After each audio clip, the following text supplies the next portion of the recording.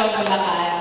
I'm a government employee, full-time as clerk of court sa Municipal Trial Court, Batangas.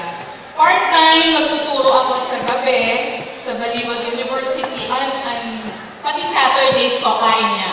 So bakit ako nasa lifestyle? It's because of my health problems.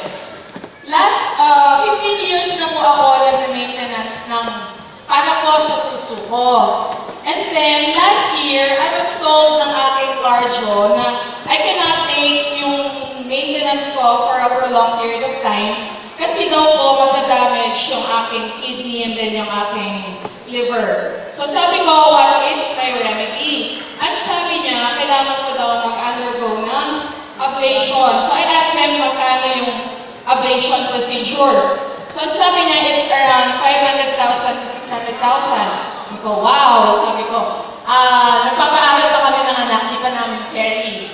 So, after that, siguro, blessing the Lord, a month after, my angel of life, si Raquel de Guzman and si Ma'am Isay, nagpunta sa office namin, ang layo nun, sa bundok ng Angal.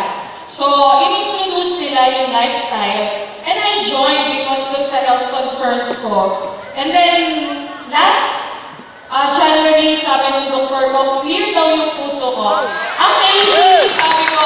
So I decided to do the business now.